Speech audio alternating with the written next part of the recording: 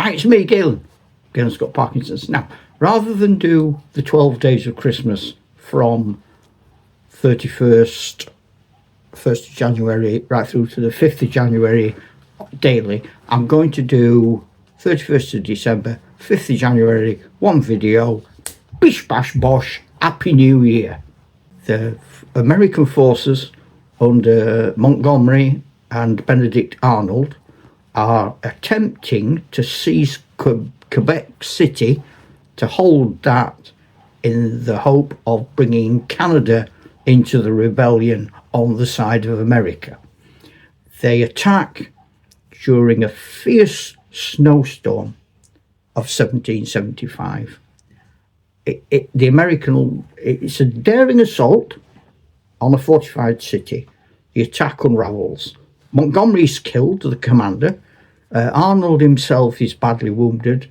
The Americans are repulsed. The British are very well prepared under the governor, Guy Carleton. And after the failed assault, the Americans maintain a bit of a siege throughout the winter of 1776, but disease, expiring enlistments, arrival of British reinforcements forces them to abandon the city in May 1776, which ends any hopes of the Americans capturing Canada and marks a decisive early defeat for the Americans in that war. January the 1st, 1863, the Battle of Galveston. Confederate forces launch a surprise New Year's Day attack that recaptures the port of Galveston from Union control, securing Texas' most important harbour for the remainder of the war. There you go. That's that in a nutshell. In a nutcase. Festive heckling. Because often there are lots of battles that happen on the same day, I'm picking and choosing a bit. So, for example, January the 1st, you could opt for Operation Nordwind, 1945. Germany launches major Western Front offensive in Alsace, trying to exploit an overstretched Allied position around after the Battle of the Bulge. If you're doing a skirmish game, which a lot of the games I've been doing over Christmas are, Stones River is a cracker. Now, it's actually January the 1st, 1863. It's American Civil War. New Year, and it's just basically New Year's Day passes in an uneasy manoeuvring and skirmishing across the Stones River between the Confederate forces and the Union forces, who were either side in light woodland. So I put a bit of river down the middle, or maybe get some silver foil that you've not used to wrap the turkey in, and shove it down the middle of the table. Scatter around random things for trees and pop your figures amongst them and take pot shots at each other. Happy New Year. January the 2nd throws up an interesting opportunity, I feel. On the Christmas Eve video I did, at the end of this, I'll put a link on a card back to it. I did the Battle of Trenton in the War of Independence.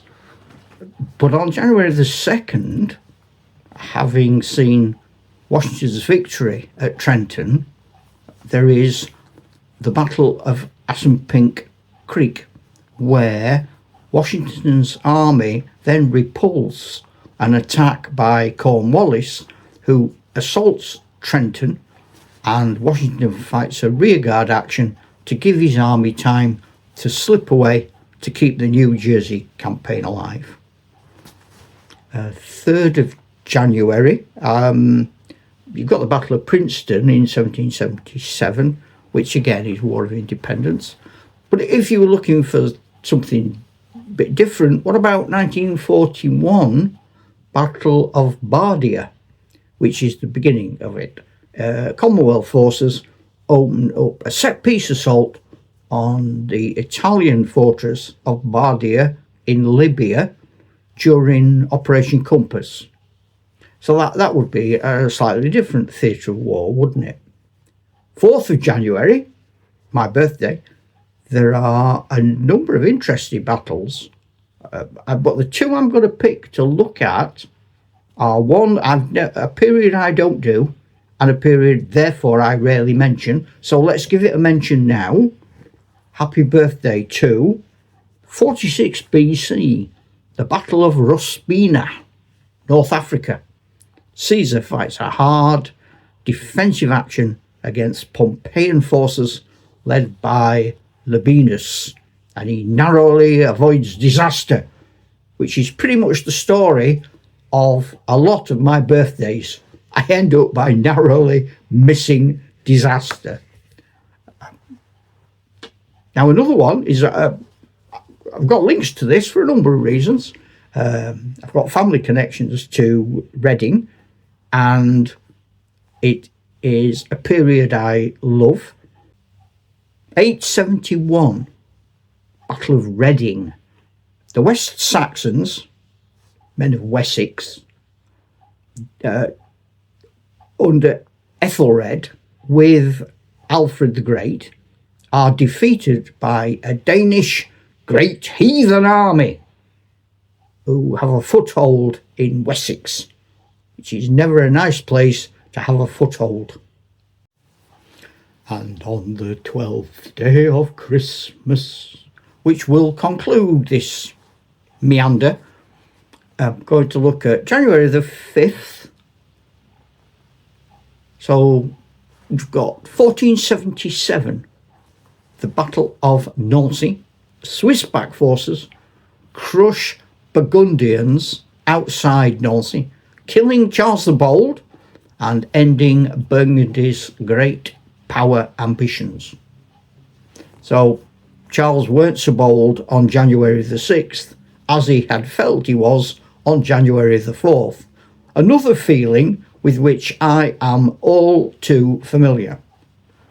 1862, American Civil War, the Battle of Hancock.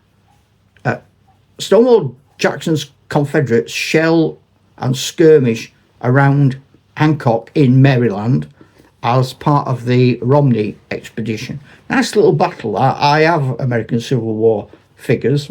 So my brother and one of my mates at Wargames Club. And a few light pieces of artillery or off-board artillery. You don't even need the artillery. And you maybe only one gun that fires intermittently, and a number of skirmishing troops. And you can do it, as I've been saying over and over again in these videos, in any period you like. It could be those space marines going through a hostile planet with the off-board artillery coming from a spaceship that's supporting them, for example. 1941 is the final fall of Bardia, which leads to tens of thousands of Italian troops being captured, and it's a major early Allied win in the desert. But if you haven't been doing the earlier bit, I think the first bit of Bardia is far more interesting, the attack. The middle bit, when it's just a plod, and then the end bit, which is like a defeat, is not overly exciting. So I've stuck it in because it happened on the 5th of January, and it's on the list that came out when I was doing my research. So, 12 days of Christmas. Now we can get our trimmings down and we can get on with real life. Ho, ho, ho! Ta-ra, Chuck!